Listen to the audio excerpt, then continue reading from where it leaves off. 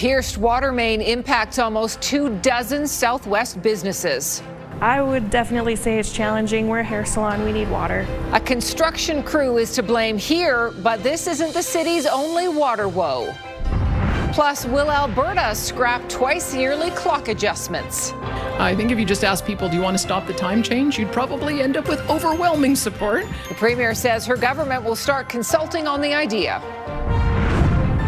And a whale of an exhibit. We wanted to hide the steel as much as possible so the viewer focuses on the bones. A massive project to display a skeleton of the world's largest animal. CTV Calgary, local breaking news with Tara Nelson.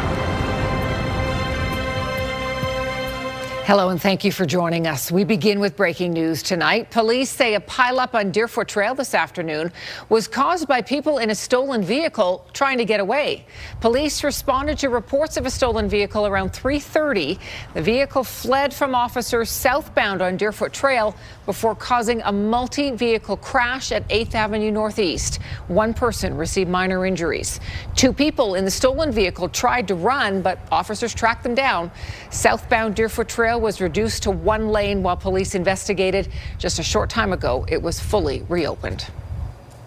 A water main break along 17th Avenue yesterday afternoon has created traffic headaches and left more than 20 businesses without water. The city says a contractor caused the rupture. Tyson Fedor has more on the fallout for local businesses and when that pipe will be fixed.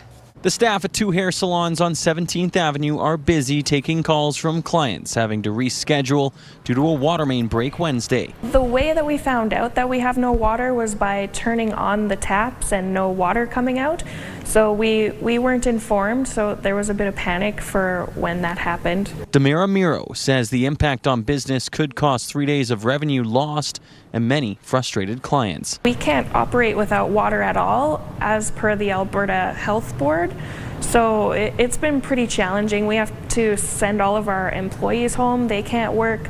We have to turn our guests away. They can't get their hair done. 22 businesses are without water. Traffic has been slowed in the area with crews closing westbound lanes to work on repairs. The city has provided water wagons for those impacted in the area. This water emergency was caused by a contractor completing some tiebacks for an adjacent excavation that's being completed for what I would assume to be a fairly large building. Excavation of the road began Thursday, and the city is hopeful repairs will be complete within 48 hours. However, more complicated breaks may take up to 72 hours or more. Until we actually get down on our infrastructure and determine the extent of the damage, we won't know what we have to do to repair our infrastructure. Despite this pipe burst not being the fault of aging infrastructure, the city says the pipes in the Scarborough and Bankview areas are more than a century old. We actually have pipes in older areas like 17th Avenue that were installed in the early 1900s and they operate fine and no issues running them. It's unclear on when water will be restored. And Tyson joins us now. Tyson, this break comes as the city is set to bring in water restrictions. Tara, on Monday, work on the Bearspaw feeder main will commence and stage 4 water restrictions will be back in place. Now, the city did reveal today that it will want Calgarians in around 500 million liters of water used daily. The restrictions that they will be bringing in will include flushing your toilets less when possible.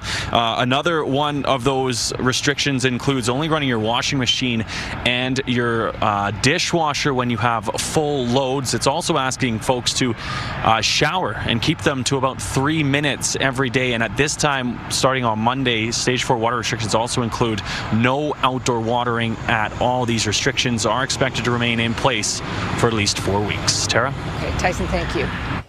As Albertans prepare to spring forward to daylight saving time this weekend, the provincial government is pondering whether to scrap the biannual clock-changing practice altogether.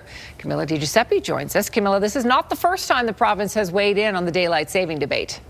Tara, in a very close 2021 referendum, Albertans voted to not move to permanent daylight time, but that could change.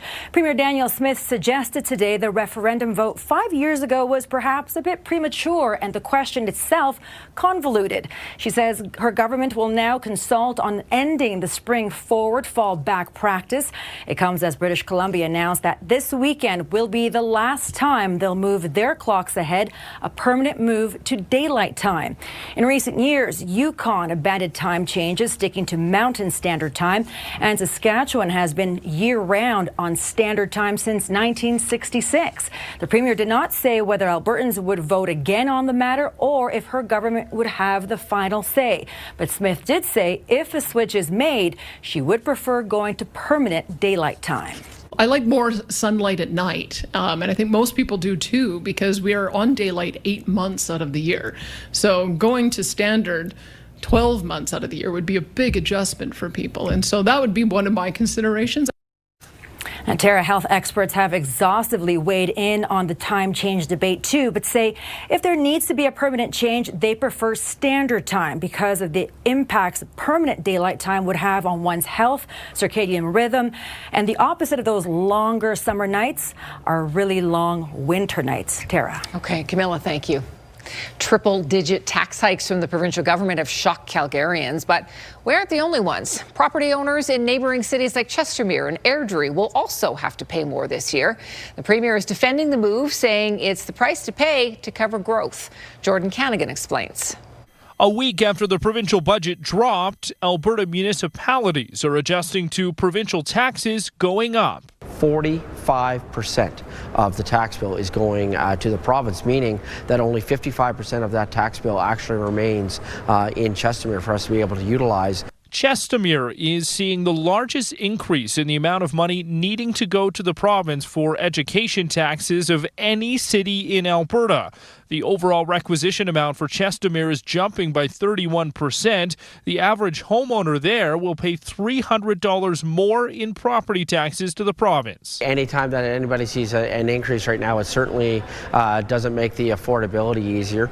And what I would say with that is this is where it's going to be really, really important that the province continues to partner with municipalities on the communication about this. Nearby, Airdrie is also dealing with a tax hike. The overall provincial requisition for that city climbing by 19%. The average Airdrie homeowner will pay $259 more to the Alberta government this year. Affordability is huge. People do find a way. I think, though, in Airdrie, the critical thing to understand is that our community is so vocal about getting more schools here. A lot of our schools have been bursting at the seams for quite some time. Help for education space in those communities is coming. Both Chestermere and Airdrie are in line to receive school construction funding from the province. I think property owners understand that on one hand, they pay taxes to the municipality to do municipal things like fix roads and potholes and snow clear and fix water pipes. And they also pay money to the province to be able to make sure their kids get a great education. Critics say it doesn't make those tax jumps any easier to take. You know, the Minister of Finance has said over and over again that the Alberta advantage is because it's affordable to live here. And yet they're doing everything they can to erode that affordability. Jordan joins us tonight from McDougall Centre. So, Jordan, what are some other nearby communities seeing for provincial tax hikes? Well, Tara, cities such as Airdrie, Chestermere, and of course Calgary are seeing some of the biggest increases in those tax hikes. Smaller communities close to Calgary are seeing significant jumps as well. High River and Okotoks both facing a 19% increase in the requisition amount that needs to go to the province. In Okotoks, for instance, that means an increase of about $287 for the average homeowner that needs to go to the province. And the Okotoks Mayor, Tanya Thorne, is calling for changes, saying that amount that needs to go to the province is both unpredictable and unfair. Tara? Okay, Jordan, thank you. The province says work is underway on 16 new school projects for smaller and rural communities across the province. Among those projects, a new high school in Cochrane, a new elementary and junior high school in Airdrie, and a new francophone school in Canmore. Construction has not started on these projects yet, but planning and design work is underway. The province says it can take 3 to 5 years on average for a project to go from planning to opening the doors. Of course, a project can move through those stages at different speeds, depending on the site, depending on utilities, whether those things are connected, permits are in order, and all of those other pieces. The province had previously announced planning and design funding for 14 school projects in Calgary in 2026. There are currently 161 active school projects underway across Alberta. The mayor of Jasper says rebuilding the town is ahead of schedule.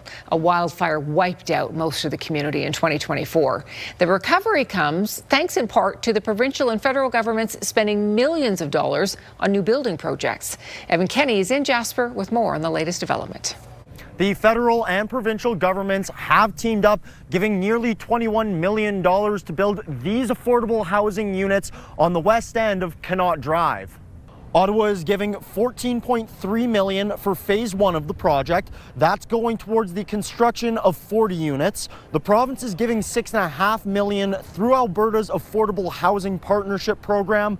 The government of Alberta is giving an additional $5.5 million to phase 2 of this project, which will build 40 more units. Jasper's mayor says the town was already short about 600 housing units before the fire and lost roughly 820 units in the fire. He says building projects are ahead of schedule. We have exceeded where we thought we would be for 2025. So we thought potentially a third of the buildings that were lost might get started, and we are over 100 now. We consider that to be exceptional progress. This land was sold to the town of Jasper by Parks Canada for $1. Phase 1 of this project is expected to be complete at the end of this year. Evan Kenny, CTV News, Jasper. A Calgary group that helps young women avoid homelessness is celebrating 30 years. Safe Haven Foundation of Canada is marking 30 years with a new program called Havens Rise. The initiative would provide financial literacy and education on budgeting, mortgages, and the responsibilities of home ownership. Eventually, women in the program could apply for a gifted down payment. The CEO of Safe Haven says it's a better alternative to putting hard-earned money into long-term rentals. Instead, that is sticking with them, right? They have equity to borrow against if they really need it. They have equity to build on if they want to build a greater future for themselves. They're getting the chance to build generational wealth and pass it on to their families in a way they never would have been able to otherwise. The down payments will be provided by Dolce Real Estate. Since 1996, Safe Haven has helped over 160 girls and young women facing homelessness. You're watching CTV News, Calgary. It's a pretty mild day out there. Danielle joins us now. How long will this last? Well, this 3-day warming trend has begun today as we got to a high of 6. But then, as you noticed, over the past couple of hours, the clouds increased. We got a couple snowflakes in parts of the city, even some raindrops, and temperatures have been falling. So we're down to 2 degrees right now. The winds are picking up here and there. And this is a look at the live shot behind me. So we do have a lot of cloud cover. Again, we do have a little bit of snow in some parts of the city and around the city as well. This is not a significant snowfall. This will be out of the way pretty quickly here. We're not looking at any sort of huge totals with this. That will be Sunday, and I'll talk about that a little later in the show. For the next 24 hours, just keep in mind it clears out overnight, so lots of sunshine for the morning hours, but it will feel closer to -8 at 8 a.m. The wind's picking up a little bit in the afternoon, but that will get us up to 10 degrees tomorrow. Tara. Thank you, Danielle. Still to come, would a 2-tier health plan create even more problems? Several national health organizations are warning that a public-private model could make wait times even longer. And a growing political divide, organizers scramble to collect signatures on the issue of a possible referendum on separation.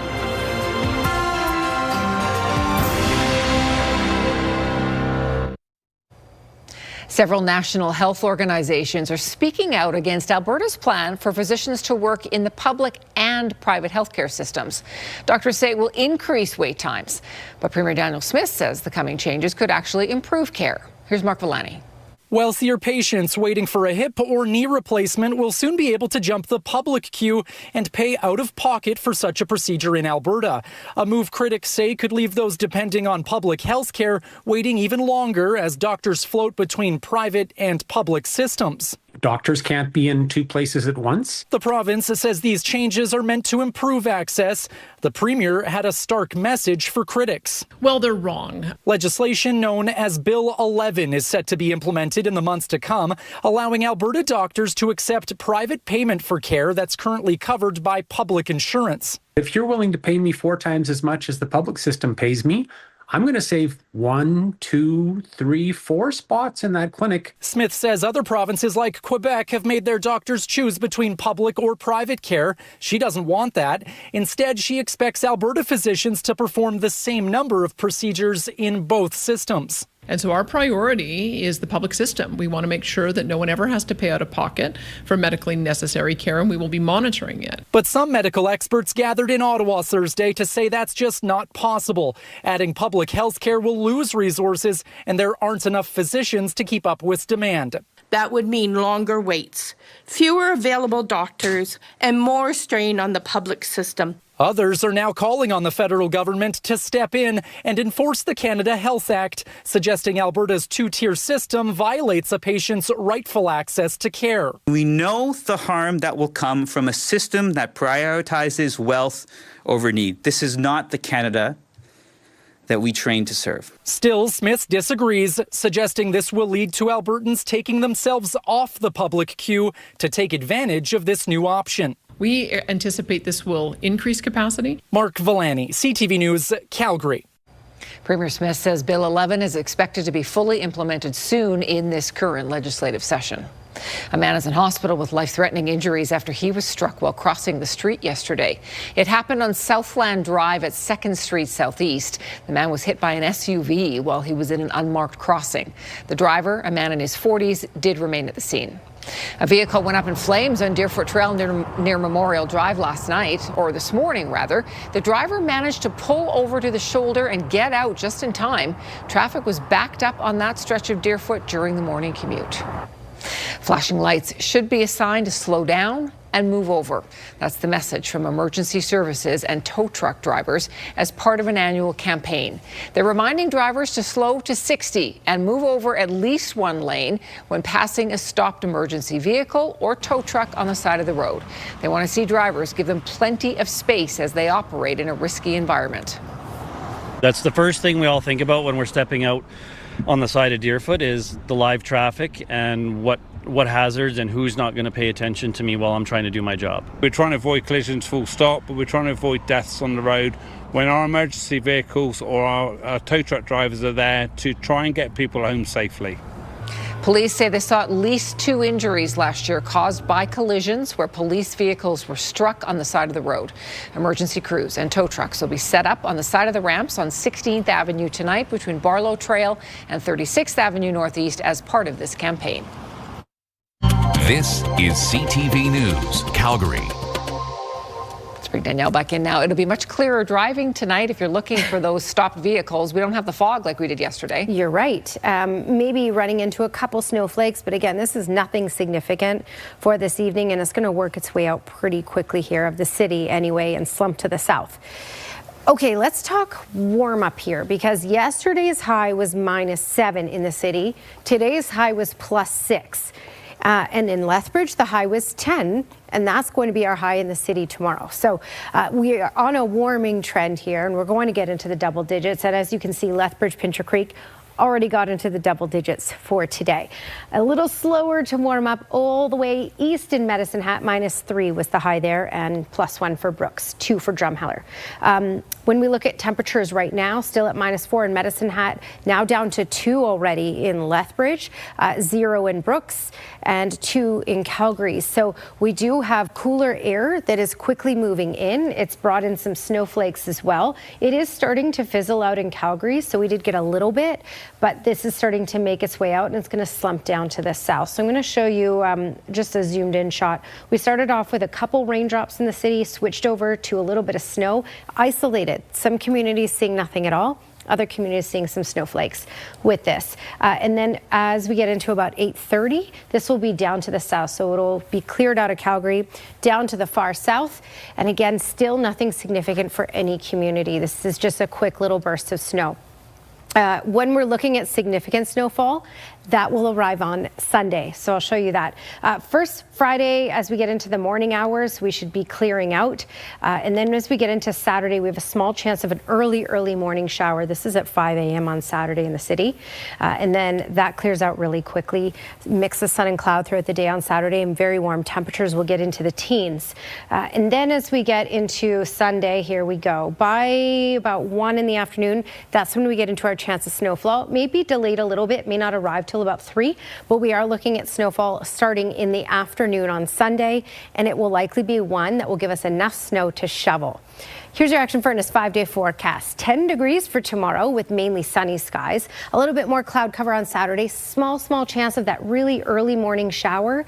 And then it clears out and we get to a high 14 degrees. Again, we lose an hour on Sunday morning. So don't forget to set your clocks forward on the microwave, on the stove, before you go to sleep Saturday night. Then Sunday, kicking off a little bit of rain, about 1 millimeter early in the afternoon. And then we switch over to snowfall, 5 to 10 centimeters possible.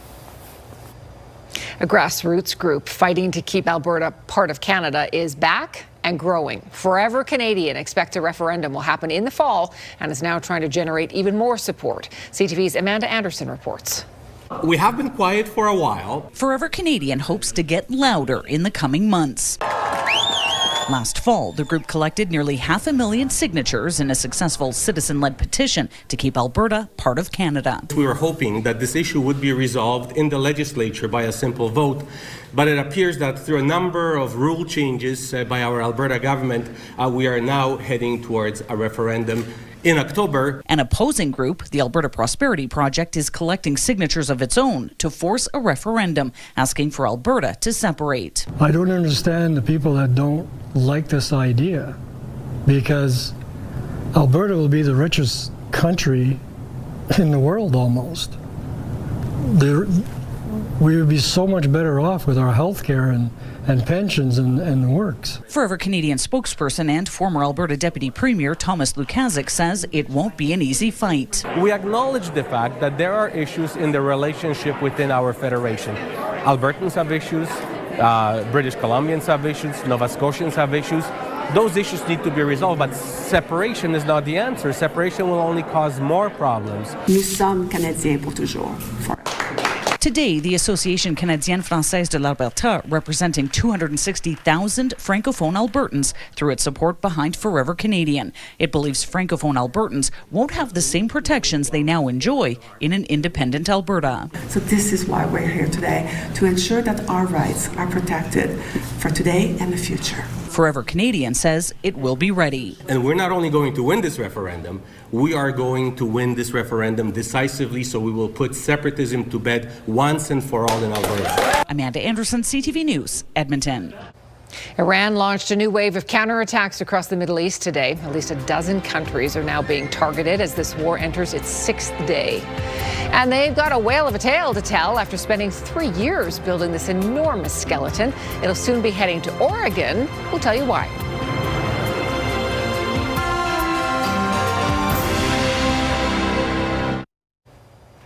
As the war in the Middle East widens and lengthens, the U.S. and Israel hit deeper into Iran. Iran has added Azerbaijan to its targets, at least 12 countries so far. Donald Trump says he must be involved in picking Iran's new leader, and Canadians in the region are hearing about a way out. Here's Adrian Gobriel. The screams of young children can be heard as one of 2 Iranian drones slams into the ground near a school. A second hitting this airport terminal. Azerbaijan's president has vowed to crush Iran with an iron fist after he says 4 drones were fired into his country. Iran has denied any connection to the attacks, instead blaming Israel. Iran is exporting the war, trying to expand it to as many countries as they can to sow chaos. In Tehran, an ever-intensifying onslaught from above rocked the city for a 6th straight day, where more than 1,000 people are now said to be dead. In parts of Beirut, concrete carnage where neighborhoods once stood. Traffic jams now line the streets with panicked civilians after the Israeli military ordered the evacuation of hundreds of thousands from the southern suburbs of Lebanon's capital city. antidrone, antimissilistica. This all comes as confirmation from Rome today that Italy is sending air defense systems to the Gulf. Spain also announcing it's sending its Christopher Columbus frigate to Cyprus to join a French aircraft carrier and Greek naval ships. Great Britain now has 4 fighter jets en route to Qatar. With each passing day, more NATO members are being drawn in. It's affecting us. It's affecting the entire globe. This is a global conflict. CTV News is currently stationed near the Incirlik Air Force Base in the southern Turkish city of Adana, along the eastern Mediterranean, where Turkish and U.S. NATO air forces have been stationed for decades. Just yesterday off the coast of the NATO base, an Iranian ballistic missile was shot out of the sky by NATO forces as it entered Turkish airspace. While Iran has denied targeting Turkey, one former NATO commander says he has little doubt about the aim of that Iranian missile. They're going after that airbase by design. Ballistic missiles are aimed. They know what the flight path is. These Shahed drones are aimed. They know what the flight paths are. This does not happen by mistake. And make no mistake, this is now a conflict forcing the hand of several NATO nations across the globe.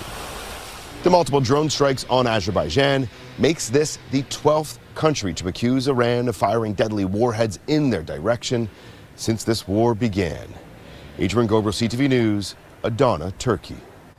Our Prime Minister is not ruling out participation in the U.S.-led war in Iran. One can never categorically rule out participation. We will stand by our allies when it makes sense. There's a distinction between the offensive actions that were taken and are being taken by the United States and Israel, that were taken by them without consultation with Canada, with other allies. Late today, Canada's defense chief did say allies are in talks about possibly helping Persian Gulf states defend themselves against bombing from Iran. A meeting to talk about it is set for Friday. It is not quite spring here, but in the UK, it's time to shake off a long winter's nap, and zoo goers can't wait to watch.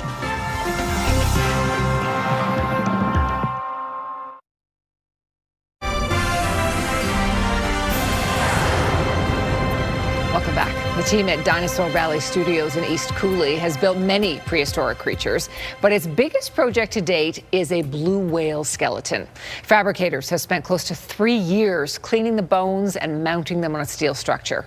The finished piece will become an outdoor public exhibit at Oregon State University. Here's Kevin Fleming. Many of the bones are placed into their cradles on a steel structure built from scratch by fabricators at Dinosaur Valley Studios.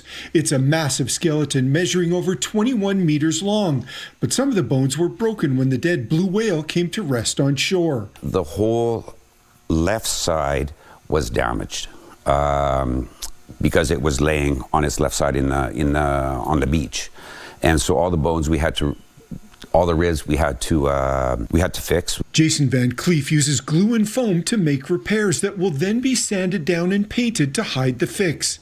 The biggest challenge for the team was the skull. It was broken badly, likely after a ship strike, and the decision was made to replace it. We carved this scale model just so we could get kind of a ballpark of what exactly we want to do with the skull, how we want to put it together, how we want to mount it. You know, it's easier when you make a miniature. The skeleton is clean today, but arrived at the studio in East Cooley needing a lot of work. The mandibles alone, the lower jaws, we probably purged 150 pounds per jaw of oil out of each one. The whale was light for its size, weighing less than 100,000 kilograms when discovered in 2015 on the Oregon shoreline. It was an incredible opportunity for us to learn from the animal, but also to recover the animal with the ultimate desire to articulate the skeleton and put it on display at Hatfield Marine Science Center, which is where the Marine Mammal Institute is housed. We wanted to have a more dynamic pose, not just a straight line.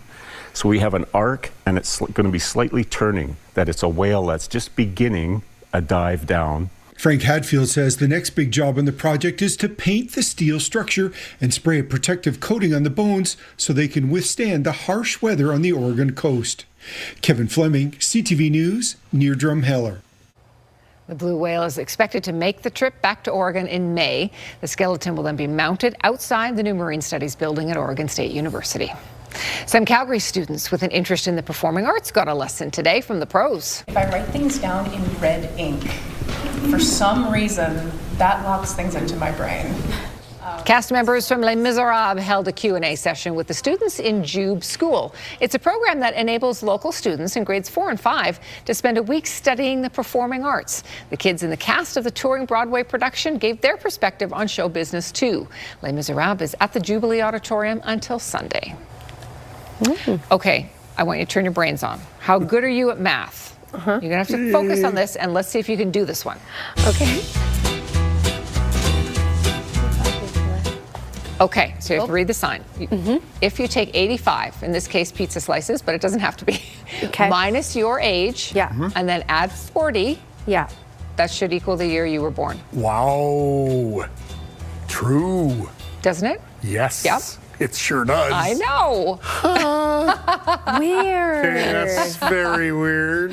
And it's by a person dressed in a pizza outfit. Yeah, I mean, if you like to, you know, if you need that vision in your head, maybe that helps you think faster of the pizza, yeah. A group of brown bears is waking up to spring sunshine after a 3-month hibernation. He's all fluffed up. He's like he's out of the bath or something. This is Whipsnade Zoo. It's about an hour north of London, England, and they're watching 4 European brown bears emerge. Zookeepers captured them slowly waking up and taking in their surroundings. They say they'll spend the first few days easing back into activity before they start to liven up a little bit. Rolling in the fields, splashing in the pool. And saying, I want food. Yes. Looking for pots of honey. You know, that kind of stuff. So cute. Well, whether it's a long nap or a short one, everyone likes to wake up next to a loved one. But I think they call this That's a pretty cute face to wake up to. That's Trevor. He's the Iggy, or Italian greyhound. He is the apple of his dad's eye, as you can see there. Gets all dressed up for bed. With his little nightcap on. So cute. Well, the provincial government is walking back a change to the wine tax policy. The move comes after pushback from retailers. We have those details just ahead.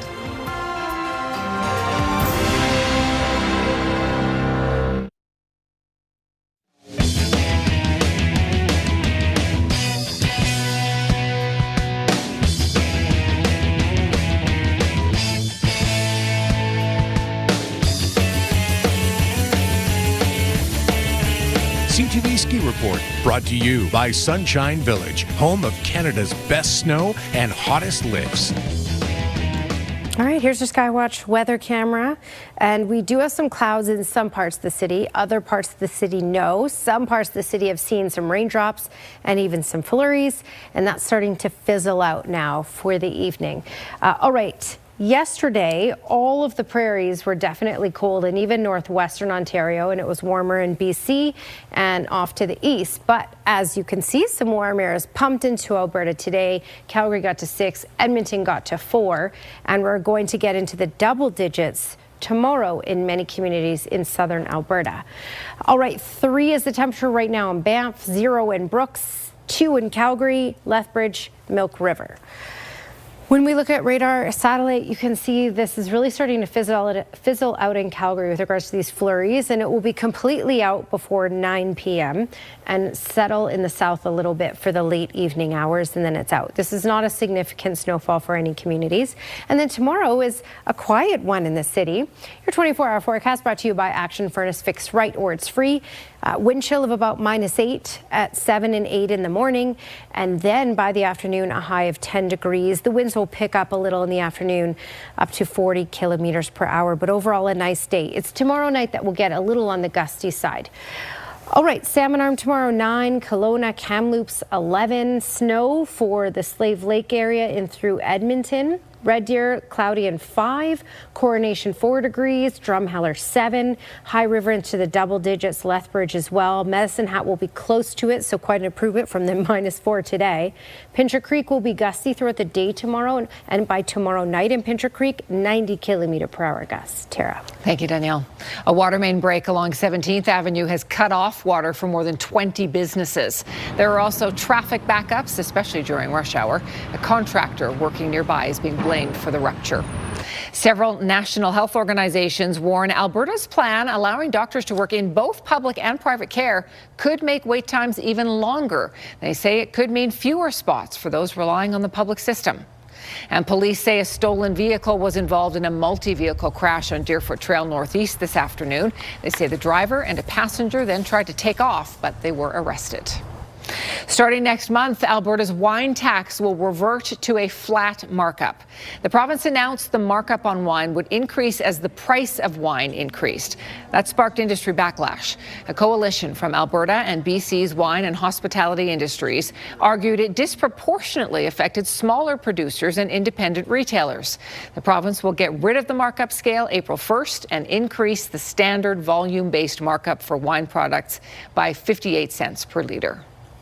There is a report more layoffs are coming to the tech sector. BNN Bloomberg's Marilla Fernandez has more. Bloomberg is reporting that Oracle plans to cut thousands of jobs.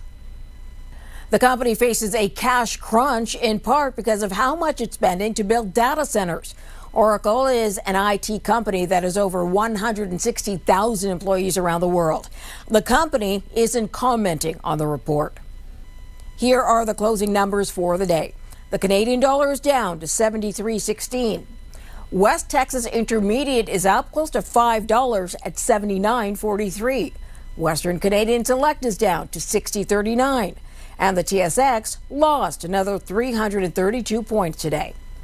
Those are your business headlines. I'm Marilla Fernandez.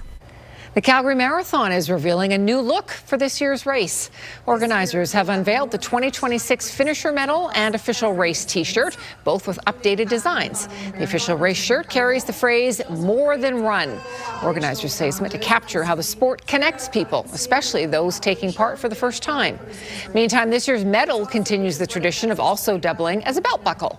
It features the distinctive teepee at NMAX Park, a landmark that runners have gotten to know well. We have the teepee of NMAX Park kind of looming in the background. It has just become an integral part of the finisher experience. People love to take their pictures, do their Medal Monday pictures, and we wanted to honor that part of the experience. Organizers say registration is climbing again this year, and the start area is being expanded to handle the expected record crowd. The Calgary Flames are at home tonight without a key player. No Mackenzie Weegar in the lineup as the Flames host the Senators. Glenn has a preview for us next.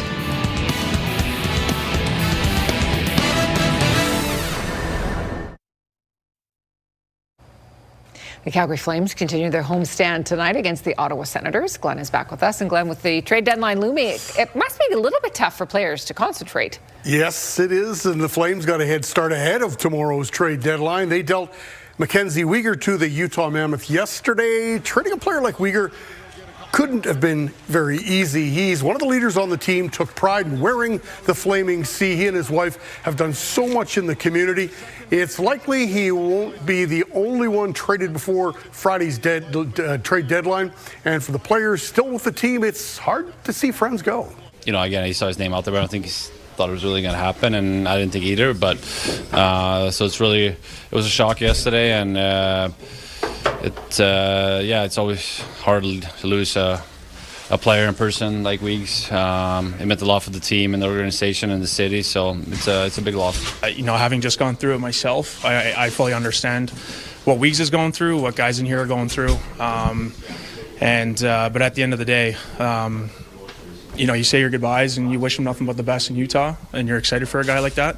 But ultimately, we have a job to do here against the Ottawa Senators. It's one phone call and your life changes pretty significantly. So I think this time of the year, it's there, and it's something that they have to deal with, and we deal with as a group. And I think that's the one thing you have to do is know that everybody's in it kind of together. Flames and Senators puck drop for tonight's game, 7 o'clock at the Scotiabank Saddledome. Well, it's a rematch of last year's Canada West men's hockey final. The Mount Royal Cougars will face the Saskatchewan Huskies in a 3-game series starting Friday night at Flames Community Arena. The Saskatchewan Huskies are going to walk away with a championship banner tonight. It's a feeling the Mount Royal Cougars will never forget, losing to the Saskatchewan Huskies last year in the Canada West final. We watched them celebrate, right? And we got silver medals and they got gold medals, and they had the championship team picture and the trophy, and we were 6-hour bus ride home to think about it. As great as the Cougars men's hockey program has been in recent years, one thing is still missing: a Canada West banner. For players like Clay Honus, who is graduating after this year, winning the Canada West would mean a lot. We got a lot of 4th, 5th year seniors on the team, and it's going to be, that'd be unbelievable to have a banner up there and something that, no one can ever take away from us. Yeah, it would be amazing for the school. And the Cougars would love to get some revenge on the Huskies, and that'll give them plenty of motivation. This will be their first time hosting the men's championship, and within minutes, it was sold out.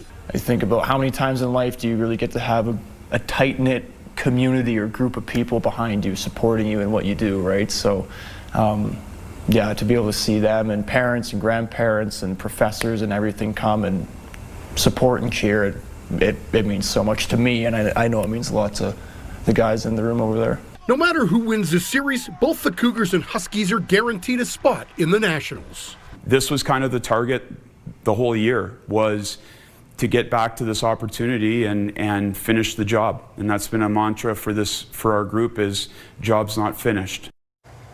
Game 1 goes Friday night, Game 2 Saturday night, and if necessary, Game 3 will be played Sunday. All games will be played at Flames Community Arena. Well, it was another battle of the heavyweights at the Montana's Brier, this time in Pool A as Brad Jacobs took on Brad Gushue. This is Gushue's final Brier, and what a game this was. We didn't get our first deuce until the 9th end. Newfoundland Labrador, the hammer. Gushue needs to hit and stick around for the pair. He's on target. What a game he played. 4-2 for Newfoundland. 10th end, Team Canada's got the hammer. Line 2. This is Gushue's final stone, and he wants to see those Reds get out of there. That's exactly what he does. He runs Canada out of rock, so Gushue and his rake finish in Pool A with a perfect record of 8-0. Jacobs finishes second. 7-1. Kevin Cooey playing in his final round-robin game tonight against Yukon. Alberta wins that one 6-3. They go to a perfect 8-0 in the round-robin. Exciting. Mm-hmm. Thanks, Glenn. Okay, final peek at the forecast. We have a couple of nice days ahead. There is, and that prepares you for Sunday. Because what would you least prefer, to lose an hour or get a bunch of snow? I mean, it doesn't matter. You get both of that by Sunday. It doesn't matter what we want, is what you're saying. Yes. This is what we're getting. Get ready for both of those things for Sunday. 10 degrees is our high for tomorrow with a good amount of sunshine. Mix of sun and cloud for Saturday. Small chance of an early shower, but clearing out later in the day or in the afternoon, and 14 degrees is the high. And then, what is it? Your clocks, your car, your microwave. Make sure you push that forward an hour before you go to sleep Saturday night, because Sunday morning we lose an hour, and we also get a little bit of rain. And at this point, it looks like 5 to 10 centimeters of snow. I'll keep you posted as we get closer. Weather window brought to you by Lux Windows and Doors. Crafting quality windows and doors for your style, budget. Alberta's climate, and John McMahon took this. Fish Creek Park today. Beautiful day. Look at that blue sky. Pretty shot. Thanks for your company tonight. Have a terrific evening. We'll see you again tomorrow.